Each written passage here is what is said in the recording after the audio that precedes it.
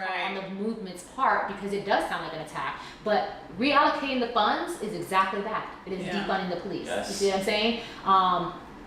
It's a great argument to be had, but again, like I said, I kind of stay in the background on that one. Yeah. I've seen a couple of people speaking about actually funding them even more, just to bring in more training, more education. Sure. I don't know. Well, I think they're well funded, so maybe they're definitely well funded. I know quite a bit of people in law enforcement, and I don't think that it's wrong. With law enforcement, though, doesn't it differ, like, in state? Like, with every It differs in state, but it also differs in tenure, how long you've been there. Right. It differs in rank and stuff. So I'm sure there's some cops who probably feel like they're not well funded, as opposed to cops in a different state that probably. Okay, but then let's have this debate. Okay, if you're starting off and you only had to go to an academy for 6 weeks, 8 weeks, or you went to college for 4 years, I don't necessarily think that $40,000 starting is that bad of an income.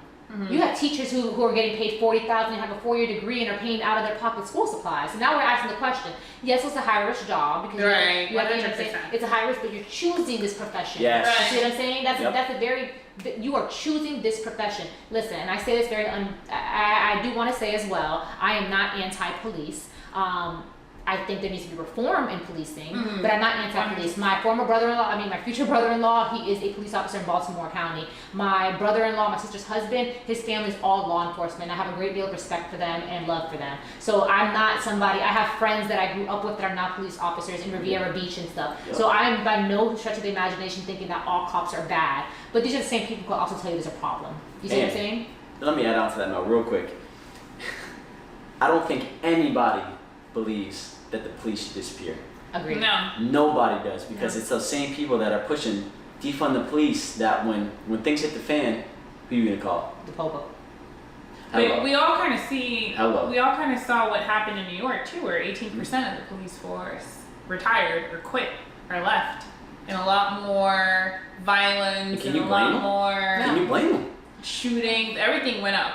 So I mean, I have my own opinion about the NYPD. I lived in New York City. I lived in New York City during stop and frisk. And it was traumatizing for me. I came from Florida. I didn't realize how naive I was until I was living in the Bronx. I'm from New York. My whole family's up in New York. I was comfortable in New York. So when I would get on the subway or go down underground and I would see police stopping people who looked like me, like my cousins, like my family, and they'd be with their moms and they're searching their backpack, and these women are, getting very hysterical. I'm like, why are they doing that? And then I started finding out, started doing my research, I started watching the news and finding out what stop and frisk was. So I do think there's, I think they're well funded. I think that the money needs to be allocated better within the police academy to have better training. I think they need to do they need longer trainings. I think they should at least be 4 years. To practice law, you have to go to school for what?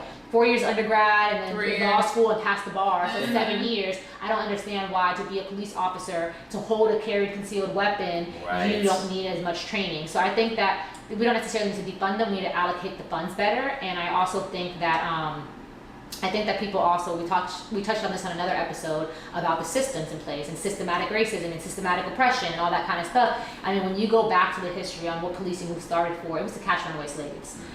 So I don't find it to be a coincidence that policing in this country targets black and brown bodies at far higher rates than they do white bodies. And I know people are like, oh no, that's not true. Look at the numbers, honey. We're talking about percentages, right? You know what I'm saying? There's more white people that were. But it goes back to what you said. We're not going to argue a fact. If you want to choose to be ignorant after I've shown you the facts, and that ignorance is bliss, right? But like I said, I think policing, I think that's a very complicated situation because I think we absolutely need protection. I think there needs to be way more training. And I think you said it perfectly. I think that the funds need to be allocated better. Yes. I don't think that we necessarily need to defund the police. Right. And one thing I was thinking about in terms of the police, why, the system is placed against even a police officer, right? Because you got to think, okay, it's a bad night for a police officer to see another person that's not a police officer. It's a bad night for a citizen to see a police officer. Neither party wants to see the other person. Right. So my thing is this, I feel for the police officers because they're held to a standard that they can never match. They're held to a standard that's impossible to live up to. They don't know the inner workings of a human being. They don't know how people act under stress, and they never will because everybody's different. And the same thing for them too. They don't know how they act under stress. Right. They don't know how they act under situations that are tough. So you do 8 months of the police academy, and then you're good to go. Your first day in the job, you might walk into a double homicide with somebody with their head chopped off. How are you going to respond? Right. How are you going to respond if that person's in there? So with a butcher's knife charging at you, what are you going to do then? You don't get run through that kind of stuff. You know, so not necessarily in defense, but just in perspective of the police officers, I get they're in a lose-lose situation. They're screwed either way. Yeah. But at the same time, what I don't understand is that why does every state hold a different formality when it comes to how the police function? The purpose is the same. Right. Countrywide, the purpose is the same. To unite and to protect the citizen. Right. They are hired by us. We pay them to provide a service. Yeah. So why is it that when I go to Wisconsin, the cops act different than when I go to New York, than when I go to Connecticut, than when I go to Florida, to California? Why is every former police officer different? That's a problem. Demographics. That's not a even huge just problem. demographics.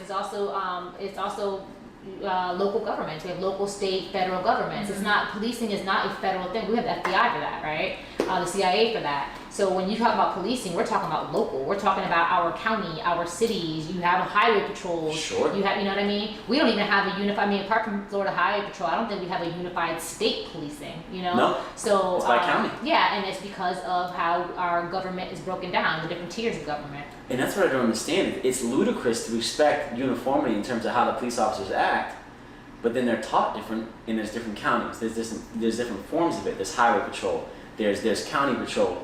There's even Boynton police compared to Lake Worth police. Yeah, and they act completely different as well. Yes. Actually, I take back what I said to you about demographics. I think demographics does play into their policing as well. Because if you go to somewhere in the middle of Iowa that doesn't have a black demographic, and you know, and they're relaxed. They're shooting shit together. Yeah, but then again, let's say somebody who's policed there and gets moved to a city that has it's more urban. Yeah. And suddenly they have a traffic stop and they're a little more scared now stopping a black or brown person, right? They're more scared. They feel more at risk. Why? Because they've not been around black people and they just see black and. You know what? And I won't blame this on strictly policing. This is psychological. This is our world's history. The media. Not even just the media. You have from the beginning of time. You've heard like black is associated with evil, right? Mm-hmm. You think of Halloween. You think of witches. No. You think of it's so deeply embedded. Who got this from who? Because Yona on our episode that we had, one, yeah. you talked about this, and I told this to a patient, and their mind was blown. But yes, it's so true. Really? Yes, evil, negativity, darkness, dark color, hero, light color, prominent figure. God, white, angels, white. Think about it. Jesus, white. We're gonna leave that there because his hair is curly like mine. But Hello. Israel, Jesus. But yeah, so when you think about it, it's so deeply embedded in us, right? I remember years ago there was a child psychologist who did this study, and it was like it had no faces, but it had like different shaped children, like stick figures, and there were the different hues. And you would point to what's bad, what's good. They didn't use the word evil, and even the black kids pointed to the black ones as bad. That's bad. Just so you can see how deeply I think embedded I did see that. Yeah, it was years ago. But it's psychological, right? And so that's part of, because you also think about this, and this is a debate. Sorry, not to cut you off, but the really sad one was the little girls with the dolls. There was a black doll and a white doll. Which one's pretty? She picked the white doll. Yeah, and that's Even a sad. black girl. I used to pretend to mop. I got long straight hair my whole life. I used to pretend to mop was my long straight hair, and I had long hair. I'll show you a picture later on. It's just the standards of beauty. But I think I lost my train of thought. But yeah, go ahead. Oh man, I was ready for you to go there. I lost my train of thought too.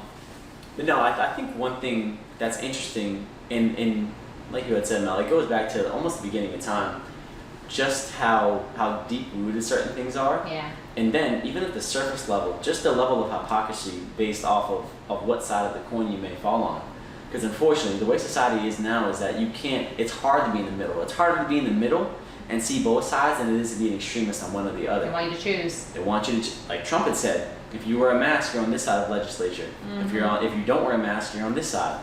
Our president is pushing that. Our representation, the person that's supposed to resemble the American way, who's supposed to resemble what us as a people are, said that.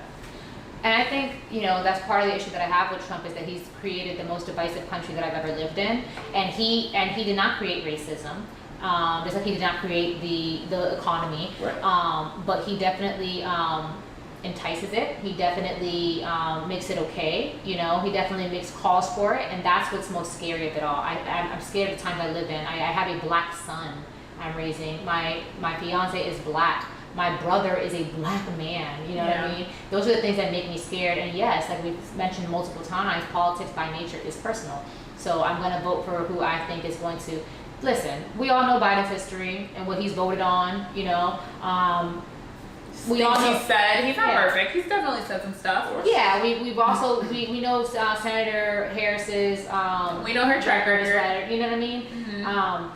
It's not that we're blind to it. It's just, but I have a lot of respect for anybody who is able to admit their faults and try to do better. And it's kind of like what Senator Harris had mentioned or asked Pence. He said, okay, well, you guys realize this wasn't working. Why haven't you guys tried to come up with a new plan, right? So we're human. We're all gonna make mistakes. Oh, I was gonna say earlier about the policing. You know, we can switch off this, but real quick, one thing that I've seen a lot mentioned during the year is you're a nurse and you have erratic patients come in all the time. How come they're not killing anybody? You know, how come they are because they're trained to de-escalate situations? Mm-hmm. You know what I mean? They have people who bake rat people. They're dealing with erotic people all the time, but they're handling completely different. And which goes back to police have really poor training. And you know, I'm so excited. I'm giving a little sneak peek, but I have a police officer coming on the show. I think next week. So nice. I'm really excited for that because I'm gonna ask him questions like that. You know. And I don't know if he's gonna be able to answer it, but those are good things to bring up, Mel. You know, what does the training look like? You know, how were you trained in terms of dealing with situations? I don't know if he's able to answer, probably not, but you know, why is it that when situations get hot, things escalate instead of de-escalate? Here's my question: why wouldn't he be able to answer it? If they are their public service and they're getting paid by our tax dollars, why should he not be able to answer us how he is trained? Sure, and that's another good question. Why is it that you have to be afraid of what you say as a police officer? You see it all the time. Yeah. The people that the hammer that the nail that sticks out is the one that gets hammered down. Yeah, and like I said, listen, I would consider they're my sisters. In-laws, I would consider them extended family as well, mm-hmm. And there are a lot of police officers. My sister's sister-in-law is a police officer. I remember when she was going through the academy. I wouldn't want anything to happen to her. My sister's father-in-law, he's highway patrol. He actually has an injured back because he had a traffic stop and somebody actually attacked him. You know what I mean? Yeah. So by no means am I saying that all officers are bad. I completely understand the need to protect yourself. You know, like I said, that's not the narrative that I'm trying to paint. But we all can see there's a massive problem in this country. But I think, you know how women, we have quote unquote girl code? Yeah. I'm pretty sure that cops come out 100%. And they don't say certain things, yes. You know, they may feel indifferent. There's definitely like a cop code or whatever. That's why they say blue lives matter. It's very similar to, you know, you ever see those experiences where you have a patient that says, yeah, you know, this doctor really messed me up, I'm going to try to sue him. And I was telling him, yeah, good luck, it's not going to work. Right. Because there's a code in between doctors. No doctor will ever rat out another doctor. No cop is ever going to rat out another cop. Right. Not going to happen.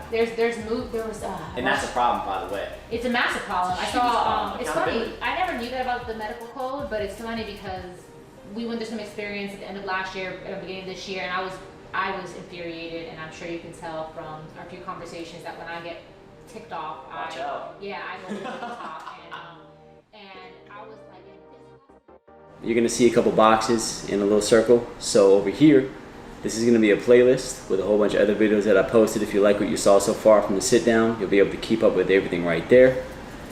Right here is going to be the video to my previous video. And then right here, click that circle there. Don't forget to subscribe. Hit that bell icon to make sure you get all the updates whenever I come out with some new content. I appreciate the support. Let's keep the train going. Here we go.